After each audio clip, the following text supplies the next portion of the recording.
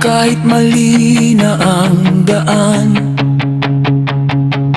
pilit pa rin sinasabing sila ang tama. Kahit harap-harap na ang katotohanan, ayaw tanggapin, sarado ang isipan. Binigyan mo na ng facts at ebidensya, paliwanag na malinaw at may saysay pa. Pero ang sagot ay puro pagtanggi lang, dahil sa pride na ayaw pakawalan.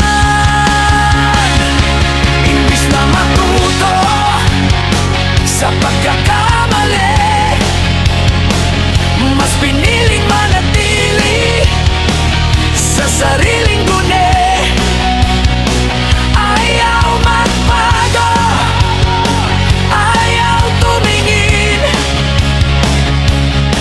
sa liwanag ng katotohanan narating. Senyales na bobo talaga ang isang tao, kapag mali na nga ipinaglalaban pa ito. Kahit anong facts ang iharap mo, pride pa rin ang sinusunod ng puso. Hindi na nga tama, ipinagmamalaki pa. Ayaw magpatalo kahit kitang-kita na sa sobrang tigas ng kanyang pag-iisip. Katotohanan ng talo, pride ang pinili.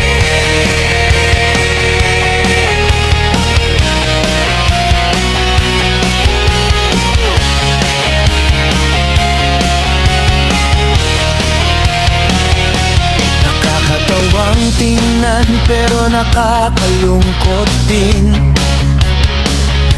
kapag ang ego ang laging nangingibabaw rin. Ang karunungan nagsisimula sa pag-amin na may mga bagay tayong dapat ding tanggapin. Hindi kahinaan ng magsabing nagkamali, mas matapang ang taong marunong magbawi. Pero kung yabang ang lagi mong kakampi, walang aral na papasok sa sarili. Ang katotohanan hindi nagbabago, kahit ilang beses mo pa itong itago. At hindi sukatan ng talino ang sigaw, kundi ang kakayahang tumanggap ng tama't malinaw.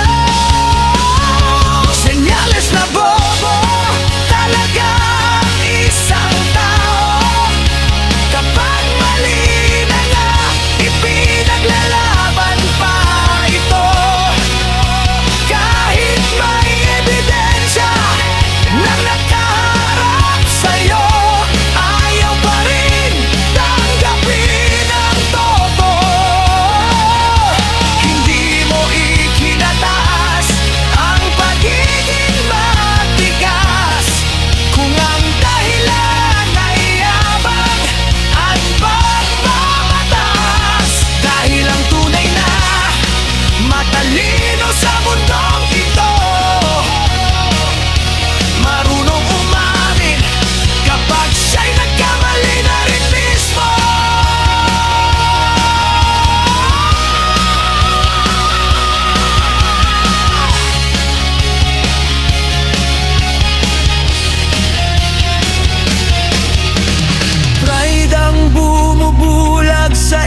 ng tao.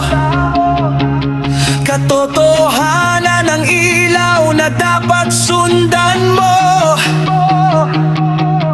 At kung nais mong lumago at matuto, ibaba ang yabang